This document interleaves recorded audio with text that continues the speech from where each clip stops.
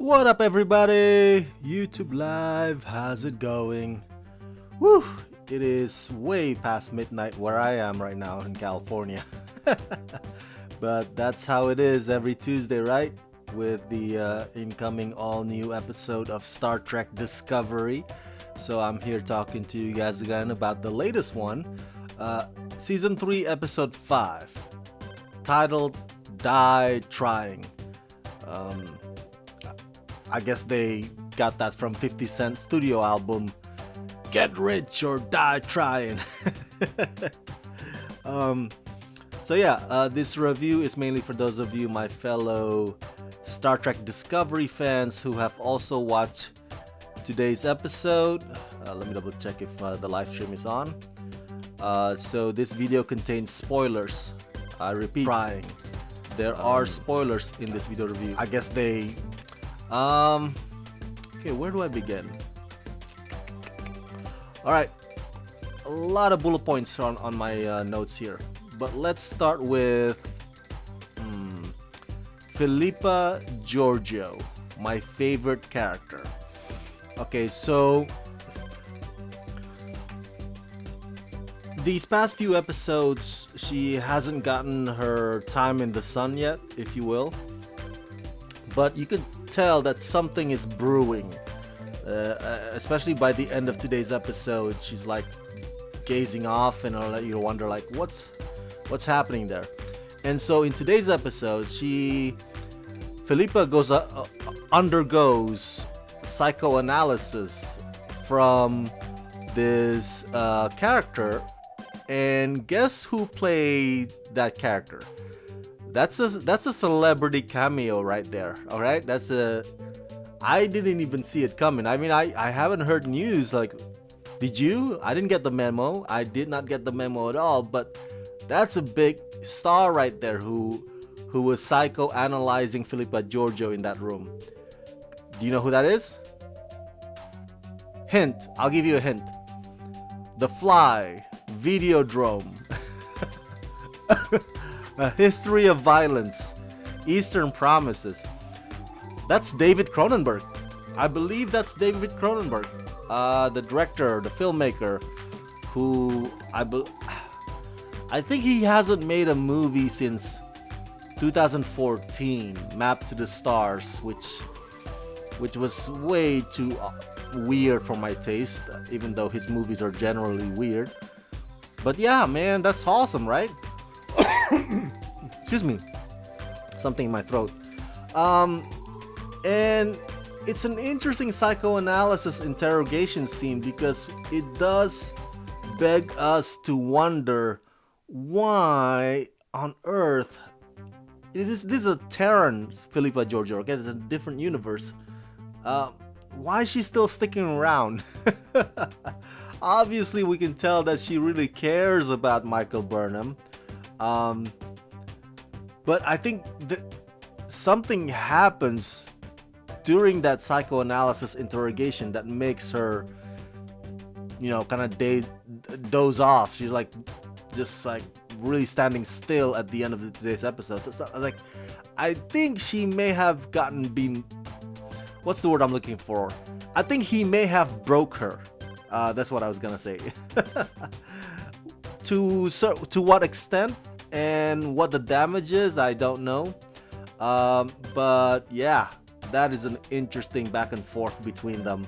And you know what? I'm glad that the writers are heading towards that direction, man. Because as I told you many times, Philippa Georgiou is my favorite character, and I'm looking forward to an episode dedicated to just her. Well, maybe not just her, but mostly her storyline or her struggle, kind of like Detmer last week. But Detmer is an even, less or an even minor role than Philippa Georgiou. Philippa Georgiou is more significant supporting role than Detmer is. So, looking forward to, Philippa, playing more role instead of just being in the background, which is what has been happening these past few episodes. And one comment before I move on to the next note. Oh, Michelle Yeoh plays this character so deliciously. Oh my god, like hot H-O to the T. You know, she's like a naughty, naughty woman, and she takes joy in being bad. I mean, God, Philippa must be wild in bed. You know what I'm saying? All right, so the interrogation montages were funny too. You know, where everybody was being questioned, including Jet Reno, and of course, her name Tig Notaro. She's always funny. So, and the interrogators are these two holograms, and Filippo Giorgio kind of blinks like tries to mess with their algorithm or whatever you call it. And they kind of like, oh my god, it's screwing us up. Oh, I love that scene. But before I get to Admiral Vance, today's episode we also say goodbye to Nan, the Barzan, the chief security officer. She gets a spotlight in today's episode, but it's her last one, and it has to do with her fellow Barzan, I guess you can call people, and they have the key to helping Keely. Long story short, and ultimately Nan decides to stay with the remaining survivor, Dr. Addis. My overall thoughts about that is I wish her well. Nan is not one of my favorite characters.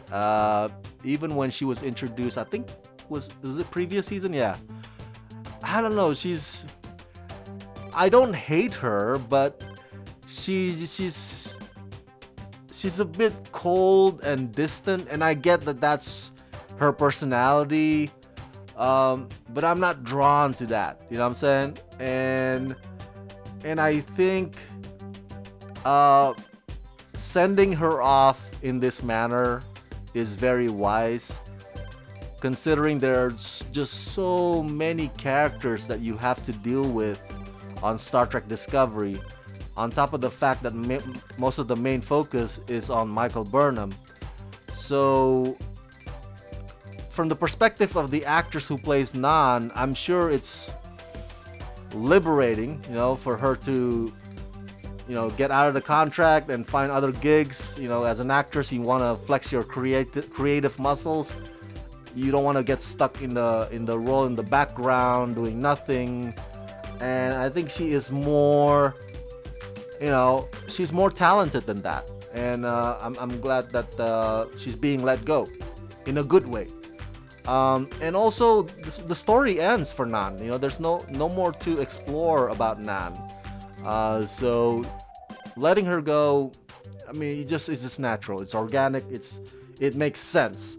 And I think the way it's done in today's episode, with the heartfelt, thing about, oh, I get to see my people again. I get to reconnect with my people after 900, years of the distance, because we time traveled.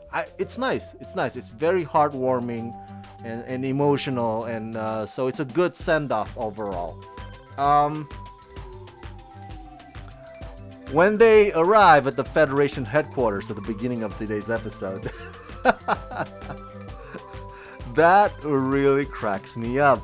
The whole ooh ah, and guess who? And guess what? What ship made a cameo appearance? We talked about David Cronenberg made a cameo as the psychologist, whatever you call it, interrogating Philippa Giorgio.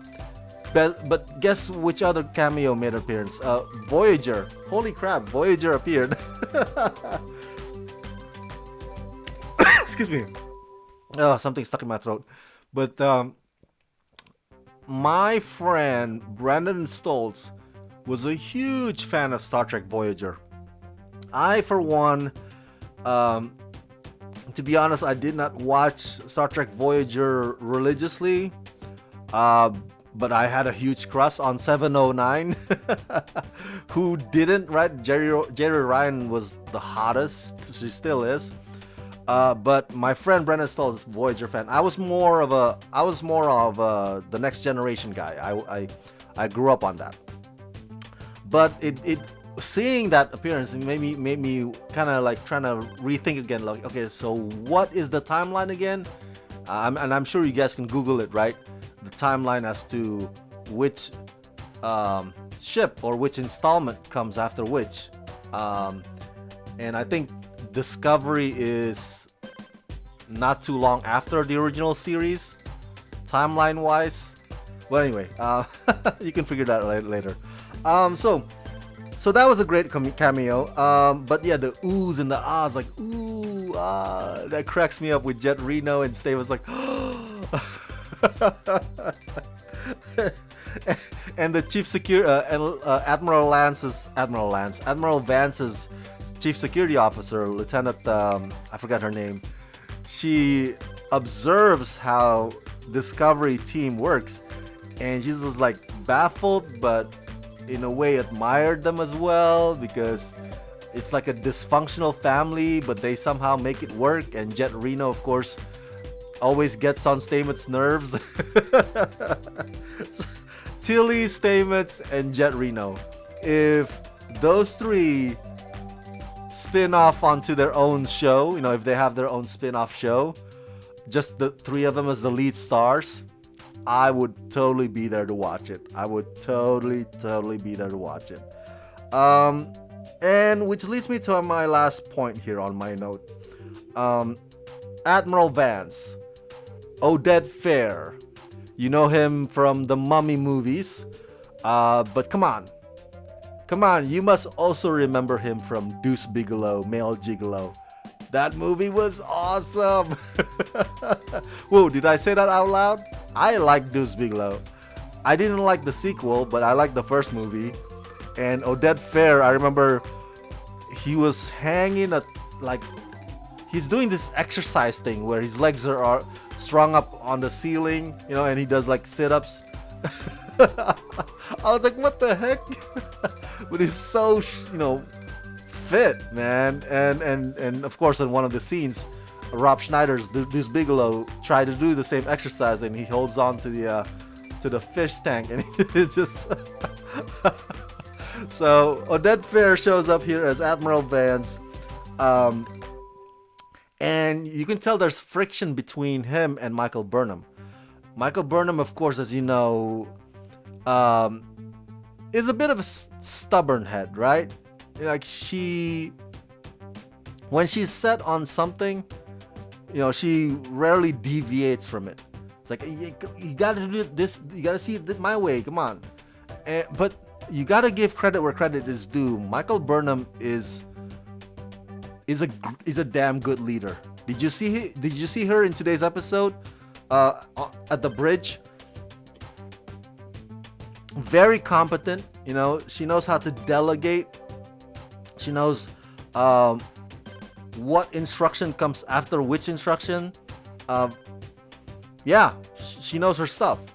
But I guess what I'm getting at is Admiral Vance versus Michael Burnham on today's episode is just, it goes down simplistically to the battle between the way things are done now, in the future, 930 years later, versus the way that things are done back then, or the way that things that are done at Discovery. So there's this oohs and ahs. Oh my God, you guys have that in the future? And then they look at other ship from the Discovery. It's like, oh my God, I can't believe that thing exists. But at the same time, Michael Burnham is of the belief that, like, hey, there are certain things from the past that still work, that could still be functional in today's age. Like, you can't just think of us as these time travel criminals with this relic stuff. Like, we can help. Our approach could still apply even now, 930 years later. So it's that wrestle, I guess, between two sets of principles, sets of mindsets, sets of ideologies, but they're in the same family of the Federation, so they have that commonality. So no matter how much they go up against each other, there's that thing that will always pull them back in again and again, which is they're part of the same team. And so I can't wait to see more of that dynamic uh, between Michael and Admiral Vance. Obviously, from the previews of next week's episode or subsequent episodes, Admiral Vance is a recurring character that he'll be showing up every now and then. And I think Oded Fehr does an excellent job playing this character. Antoine, that's his character's name on Deuce Bigelow. Antoine, I believe. He was a playboy. So, another fantastic episode. The Senel Tal or Adira Tal storyline does not advance in this one, and that's fine. And I can't wait to see what is up with Philippa Georgiou. Something is definitely not right or not going right with her. Or David Cronenberg, the psychologist, he must have broken her somehow. And I can't wait to see the culmination of that. God, I love her. I love the way Michelle Yeoh plays Philippa. So sexy, so deliciously bad, and she takes pleasure in being naughty. Ugh, turns me on. Alright, you guys, thank you so much for tuning in. I gotta get back to screening another movie because I am interviewing another celebrity tomorrow, so can't wait to share that with you guys. Thank you for watching this review, and come back tomorrow when I do my review of The Mandalorian new episode. Alright? See you there. Subscribe. Press that like button and ring that bell. And if you can help support me, please do so at patreon.com/FromAScreen. Alright. Engage. Make it so.